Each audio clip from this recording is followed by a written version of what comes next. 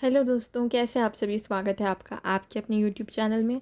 और आज व्लॉग यहाँ पर साफ़ सफाई से शुरू हो रहा है और यहाँ पर इतना काम पड़ा हुआ है, आप लोग देख सकते हो। सब कुछ इतना फैला हुआ है, इतना ज़्यादा काम था दोस्तों कि मम्मा के पास टाइम भी नहीं था कि वो वॉइस ओवर कर सकें, इसीलिए मैं आप लोगों से बात कर रही हूँ यहाँ पर। और अभी तो उन्होंने बस साफ़ सफाई करनी शुरू करी है। अंदर वाला कमरा जो है एक दिन पहले ही निपट गया था, वहाँ पर तान वगैरह जो है ऊपर वो सब कुछ साफ़ हो गए थे अच्छी तरीके से। तो अंदर वाला कमरे की जो टेंशन थी वो सब कुछ ख़त्म हो गई है।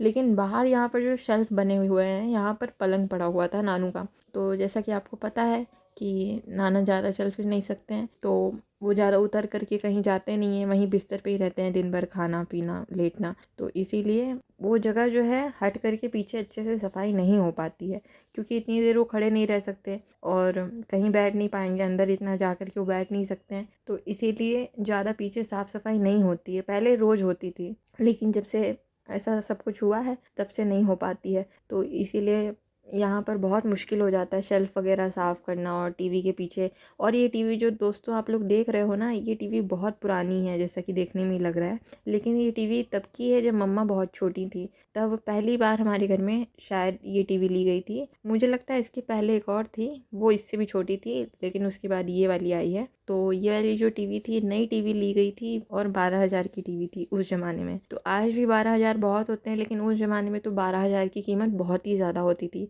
जिस इंसान की आमदनी 100-200 हो, उसके लिए 12,000 बहुत होते हैं। तो उस ज़माने में ये टीवी 12,000 की ली गई थी। तो नाना को इस टीवी के प्रति बहुत ज़्यादा लगाव है, क्योंकि उनकी कमाई की थी। उन्होंने पहली बार कुछ ख़रीदा था, शौक़ पूरा किया अपना, कोई चीज़ खरीदी घर के लिए, तो उससे बहुत सारे उनके इमोशंस जुड़े हुए हैं। तो वो कहते हैं कि हम टीवी नहीं बेचेंगे, नहीं फेंकेंगे। और सेकंड फ्लोर पे हम लोग रहते हैं, तो यहाँ से उतर करके जाना, इसको नीचे उतार करके ले जाना, क्योंकि बहुत भारी है, फिर कबाड़ी वाले को देना भी बहुत मुश्किल है, इसीलिए यहीं एक कोने में रखी रहती है। और दूसरा जो बगल वाला बैग नीचे रखा हुआ है, उसमें सब चादर हैं और मतलब बिस्तर पे बिछाने वाली चीज़ें हैं, सब कुछ सामान रखा हुआ है, तो वो भी बेकार नहीं है। लेकिन ये सब भारी भारी चीज़ें जो होती हैं उतार करके करने वाला नहीं होता है। और ऊपर शेल्फ में रोज़ सफाई हो नहीं सकती, वरना धूल जो है नाना के बिस्तर पे गिरेगी, और रोज़ तो चादर देखिए बदल नहीं सकते हैं। तो इसीलिए यहाँ पर होती है, अक्सर होती है, लेकिन रोज़ नहीं होती है। तो वही साफ़ सफाई यहाँ पर हो रही है। और सामने घर बन रहा है, तो वहाँ से इतनी ज़्यादा धूल आ जाती है कि ज़मीन में पूरी धूल चिपक जाती है। और ये सफाई इसलिए हो रही है क्योंकि परसों है शिवरात्रि। परसों मतलब 14 को है या तो 15 को है, मुझे भी अच्छे से पता नहीं है, पता करना पड़ेगा एक बार। तो अभी शिवरात्रि आने वाली है और उसके लिए घर में कोई भी त्यौहार होता है तो साफ़ सफाई तो एक बार अच्छी तरीके से होती है, हर कोने में होती है। तो ऊपर सब चीज़ों पे बहुत धूल इकट्ठा हो गई थी दोस्तों। खिड़की दरवाजे हमारे घर में जो हैं बड़े बड़े हैं, इससे क्या होता है, खिड़की आप लोग देख रहे हो, यहाँ से धूल बहुत आती है और सीधा वहीं पे आती है। तो इसीलिए जो चीज़ें इस्तेमाल नहीं होती हैं उनको भी पोंछना पड़ता है, क्योंकि धूल इकट्ठा हो जाती है। और कप वगैरह जितने बेकार के हम लोग यहाँ इसलिए रखते हैं क्योंकि किचन में टूट जाते हैं और ये कप इस्तेमाल नहीं होते हैं। घर में हमारे सभी लोग जो हैं ग्लास में चाय पीते हैं, कोई कप में नहीं पीता है। तो इसीलिए कप यहीं पे रखे रहते हैं, प्लेट यहीं रखी रहती हैं। ऊपर जो आप लोग कप देख रहे हो वो सारे भी कप हैं डब्बे के अंदर। और ये जो खिलौने थे, गुड्डे वगैरह, ये मेरे बचपन के थे, ये भी वहाँ से हटा दिए हम लोगों ने। सफाई करने के बाद मम्मा ने इनको धो करके रख लिया है। अब चाहे इसका कोई इस्तेमाल हो, इसकी रोई निकाल करके या तो इसको फेंक दें या किसी बच्चे को दे दें, कुछ भी होगा, लेकिन अब ये वहाँ नहीं रखा जाएगा। तो जो धोने वाली चीज़ें थी वो सब मम्मा धो रही थी, और जो पोंछने वाली थी उसको बार बार कपड़ा धो करके पोंछ रही थी। तो यहाँ पर सब कुछ, ये जो शेल्फ़ हैं, रैक हैं, जो भी इनको कहते हैं, इसको अच्छी तरीके से मम्मा साफ़ कर रही हैं। और वो जो दूसरा बैग ऊपर रखा हुआ था उसमें नाना के कपड़े रहते हैं, तो उनको ना आराम वहीं हो जाता है। जैसे ठंडी लग रही है तो उनके स्वेटर शर्ट वगैरह उसी में रखे हैं, तो पहन लेते हैं अपना आराम से, अपनी सुविधा के हिसाब से देख लेते हैं। और ये जो छोटी सी खटिया है मम्मा के हाथ में, बहुत प्यारी लगती है, लेकिन इसका कोई इस्तेमाल ही नहीं होता।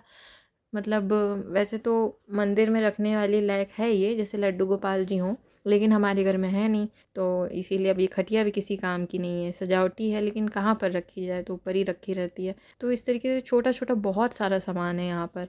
और ये ग्लास लोटे वगैरह जो है ये सब बाद में मंजेंगे, ये भी नाना का ही पानी वगैरह रखने का है। और पीछे जो एक टिफ़िन रखा है उसमें उनकी दवाई रखी रहती है, खाना खाने के बाद वो दवाई एक चुटकी खाते हैं, तो इसीलिए वो भी उनके पास ही रखी रहती है। तो होता है ना, जैसे आप भूल गए या सामने वाला देने वाला भूल गया, वैसे तो मम्मा सब ध्यान रखती हैं कौन सी चीज़ कब किसको टाइम पे देनी है, उनको ध्यान रहता है। लेकिन काम के टाइम में अगर आपको ध्यान नहीं रहा या आप घर पे नहीं हो, तो जैसे दवाई है तो आप खुद भी लेकर के पी सकते हैं। तो ऐसी सब चीज़ें उनके पास ही रखी रहती हैं जिससे उनको सुविधा हो। और दोस्तों, कहने को तो घर बहुत छोटा सा है हमारा, लेकिन यहाँ पर इतनी ज़्यादा धूल मिट्टी हो जाती है कि मैं आपको क्या बताऊँ। छोटे से घर को भी संभालना बहुत मुश्किल हो जाता है। और दोस्तों, आप लोगों को तो पता ही है, सामने किसी का घर बन रहा है तो वहाँ से एक तो आवाज़ बहुत आती है खिटिर पिटिर की, और दूसरी चीज़ वहीं से जितनी धूल मिट्टी हमारे घर में आती है सब वहीं से आती है। और वो घर जब तक बन नहीं जाएगा तब तक इसी तरीके से धूल मिट्टी मची रहेगी घर में।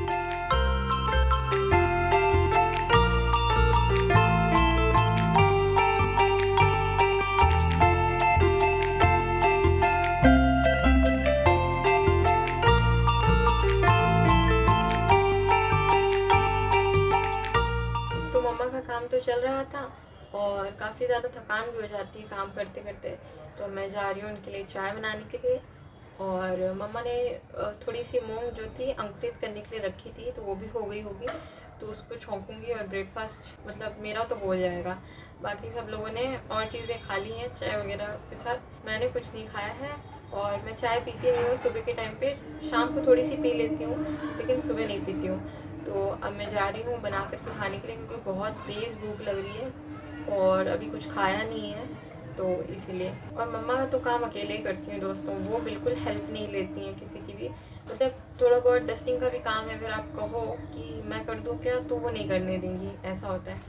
तो काम तो मम्मा खुद ही करेंगी और अपने हिसाब से ही करेंगी, तो उनको काम करने देते हैं और देखते हैं, तब तक कुछ और हो सकता है तो उनकी हेल्प करवा दूंगी। तो मम्मा ने मूंग अंकुरित करने के लिए रखी थी, तो यहाँ पर मूंग अंकुरित हो गई, आप लोग देख सकते हो। अब मैं जा रही हूँ इसको छौंकने के लिए। तो दोस्तों, यहाँ पर मेरे बहुत ही बढ़िया मूंग के ये जो स्प्राउट्स होते हैं ना, बन करके तैयार हैं। इसमें मैंने राई हींग डाली थी और इसमें नमक डाला है, लाल मिर्च पाउडर डाला है। आप लोगों को छौंकते हुए तो नहीं दिखा पाई, लेकिन ये बहुत अच्छे लगते हैं। इस तरीके से हल्का सा इसमें तड़का लगाइए और बनाइए, बहुत अच्छे लगते हैं खाने में। बहुत लोग ये सब चीज़ें बाहर से खरीद के खाते हैं, लेकिन घर में इतना हेल्दी इतना अच्छा बना सकते हो आप, बाहर से क्यों खाना। 2 hours later.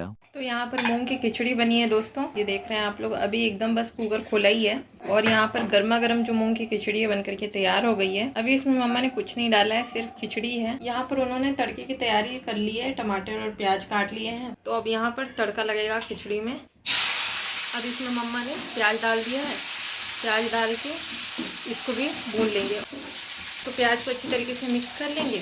तो अब यहाँ पर हल्दी डाल देंगे, हल्दी को भी अच्छी तरीके से मिक्स करके भून लेंगे थोड़ा सा, क्योंकि इसका कच्चापन जो है अच्छा नहीं लगेगा वैसे खाने में। तो अब यहाँ पर टमाटर भी डाल देंगे। अब इसको भी अच्छी तरीके से मिक्स कर लेते हैं। अब यहाँ पे थोड़ा सा नमक भी पड़ गया, इसको भी अच्छी तरीके से मिक्स कर लेते हैं और इसको जब तक टमाटर गल नहीं जाता तब तक भूनेंगे। तो अब यहाँ पर जब ये टमाटर अच्छी तरीके से गल गया है, तब यहाँ पर हम लोग थोड़ा लाल मिर्च पाउडर डाल रहे हैं और थोड़ा सा गरम मसाला भी, और यहाँ पर थोड़ी सी धनिया भी डाल दी है। थोड़ा मसाला मम्मा ने पहले खिचड़ी में भी डाला था, लेकिन खिचड़ी में कम लग रहा है इसलिए थोड़ा सा और डाला है। उन्होंने ज़्यादा नहीं डाला था, नहीं तो ज़्यादा हो जाता मसाला तो फिर अच्छी नहीं लगती खिचड़ी, तो इसीलिए अब हम लोगों ने थोड़े थोड़े मसाले दोबारा से और डाल दिए हैं। अब यहाँ पर ये मसाला एकदम बढ़िया तरीके से जो है हमारा भुन गया है। इसी में डाल दिया मम्मा ने मसाला और इसी में मिक्स कर रहे हैं हम लोग, क्योंकि क्या होता है कढ़ाई हमारी छोटी है तो इसमें इतना जो है मतलब खिचड़ी आती नहीं, तो इसमें मम्मा ने डाल दिया। अब इसको अच्छी तरीके से एक बार मिक्स कर देंगे। ये देख रहे हैं आप लोग कितनी बढ़िया हमारी यहाँ पर खिचड़ी बन करके तैयार हुई है, एकदम घुटी हुई खिचड़ी है। मूंग की खिचड़ी तो ऐसी घुटी घुटी ही अच्छी लगती है, और मसाला डाल करके इसमें कलर भी आप लोग देख रहे हैं कितना अच्छा आ गया है।